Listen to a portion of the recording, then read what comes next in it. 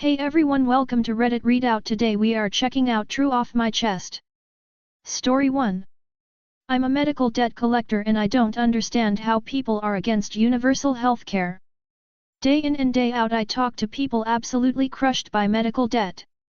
I've had 95-year-old ladies cry to me on the phone because Social Security is their only income and they can't afford to pay their medical bills. It's so fucked that people are punished for getting sick and the health insurance system we currently have in this country is evil and predatory. I don't understand how the average American can be against universal healthcare. Sure, it'll raise taxes, but you're paying a premium to your insurance anyway? I hate this system and I can't deal with the guilt of having a job that's completely against my values and I'm pursuing a patient care job instead. I hate this. Story 2. I'm tired of my dad treating my mum like shit. I, 15F, am a only child. My dad always treats my mum like shit.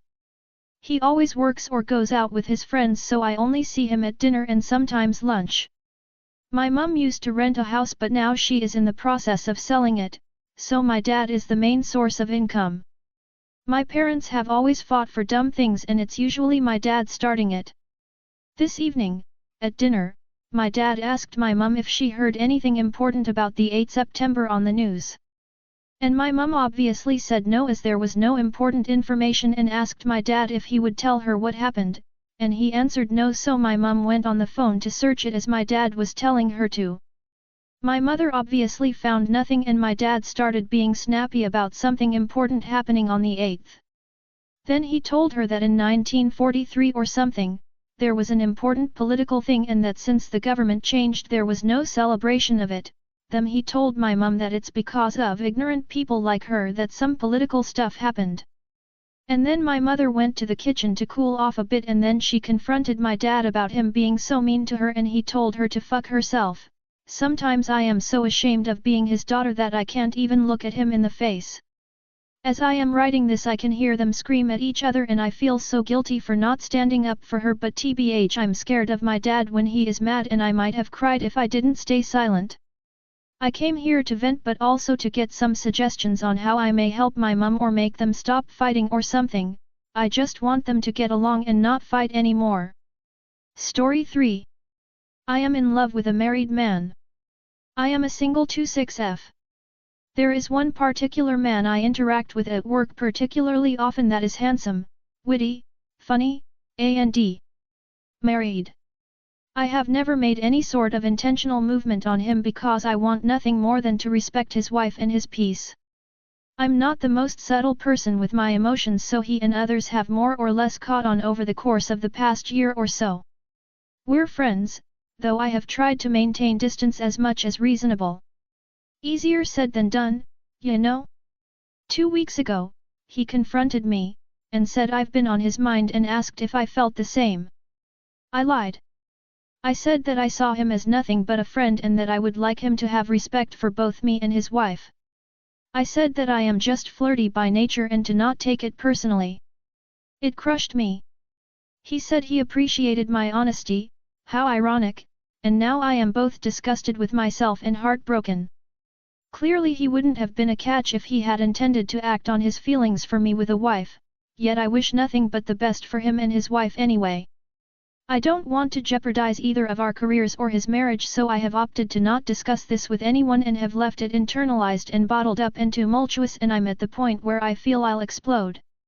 So here we are. Knowing that on some level the feeling was/is mutual just leaves me feeling more confused and hurt.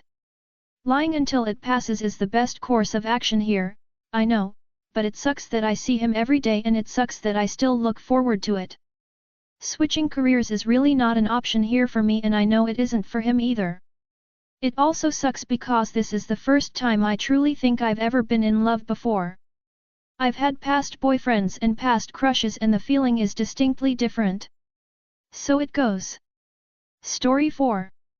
My sister, 25, has been begging my dad to let her have the bigger room, mine, 15F. Just wanted to get this off my chest because I find it unfair. My dad has this rule that if our rooms get too messy he'll swap the messiest room to the smaller one, which happens to be my sister, now we both have messy rooms, but my sister has been offering to up her rent to get the bigger room because she doesn't have enough space even though she spends her time in our kitchen on her phone eating the fucking house itself. I spend all my time in my room, so I argued it, said what's the point of her upping her own rent when she's almost 26 and hasn't moved out? Could be putting her money into getting an apartment, not one bigger room that she only sleeps in. But I argued and long story short my dad hit me and now I have a black eye over a bigger room.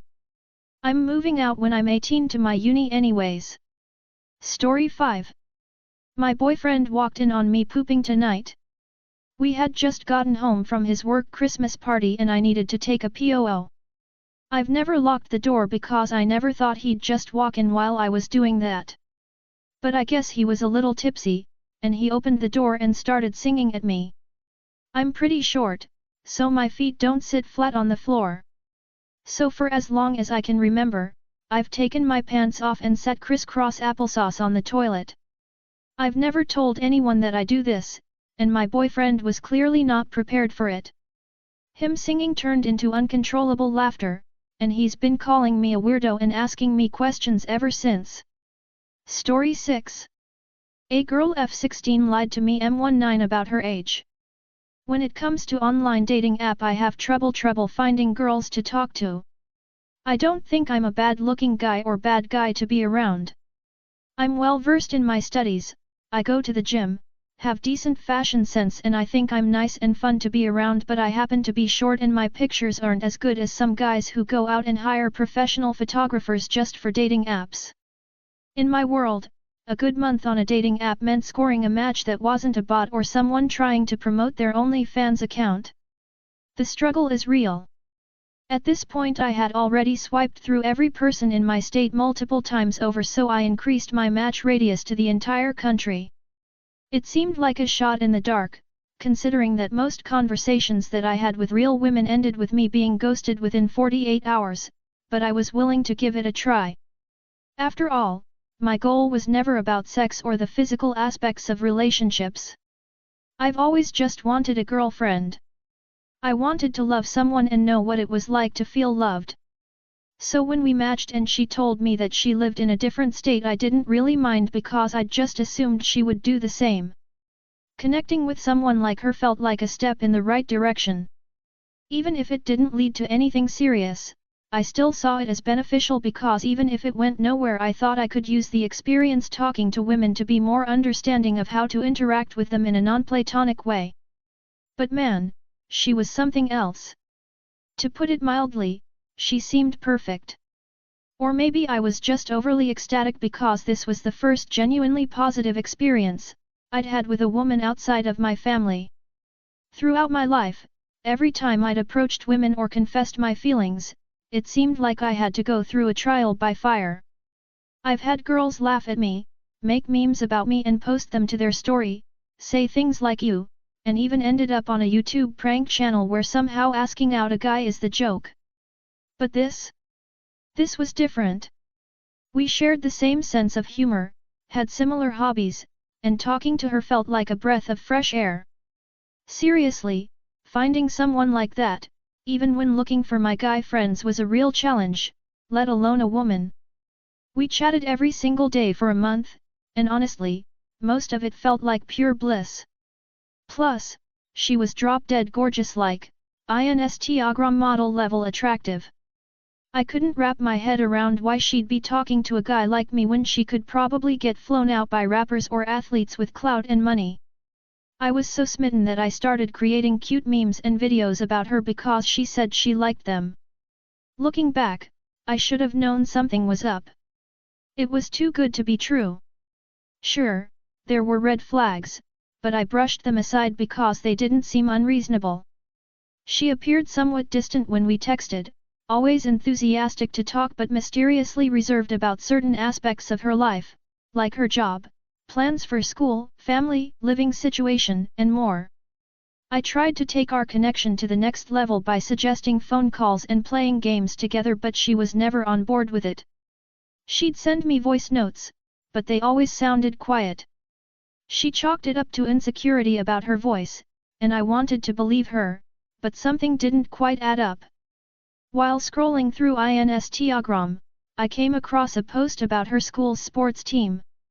It wasn't on her main account, it was on a second account she claimed that some online friends of hers made as a joke. Yet, there it was, undeniable proof that it was her all along. Now, I'm feeling even more perplexed. Mostly depressed because I thought that I was finally desirable. After over 6 years of trying to get a girlfriend, a woman was finally interested in me, but that's not how my life is supposed to go, haha. I guess women are just supposed to impact me negatively. I feel like by now I should take a hint and give up. This all seems really hopeless. Rejected again and again and again, and then again, and when a girl finally shows interest in me, it's a 16-year-old girl whose options consist of guys within a 5 miles radius of her. She said she lied about her age because if she told the truth, a guy like me would never want her. This has broken me though. She said she loved me and I said it back, and I know a lot of you are going to say, dude, saying I love you in less than a month is way too fast, but honestly, I have no idea how this dating stuff works. Even the 16-year-old has had more relationship experience than me. When she said it, I thought she was telling the truth. I thought it was love because we were so alike, and this feeling was something I had never experienced before. I thought that it was love. I think it is, or at least on my end. So, here I am, feeling like I'm still stuck in the same place, undesirable and without a single positive experience with a woman who isn't my mom. I'll keep trying, but at this rate, it feels like I'm destined to die alone. I really liked her, and I'm grateful for the chance to have those feelings, even if it turns out she was lying to me. Maybe, just maybe, the right person is still out there waiting for me. Story 7. I'm so close to ending this relationship. My BF and I are not in a good place right now emotionally. I have completely lost trust in him due to him being deceitful about traumatic experiences and manipulating my past against me to try and make me stop arguing. He has hidden an assault of his for 5 years while we had already been dating for 2 years. I only found out about this because the one time I went through his phone I unlocked the hidden photos in 30 seconds. There was a text screenshot that obviously was about cheating. He's claiming it said he was assaulted, but then he deleted the text before I could look it over again. All I saw was, "Hey, what happened last night? That was just some fun, what?" I went berserk. This led to me almost kicking him out.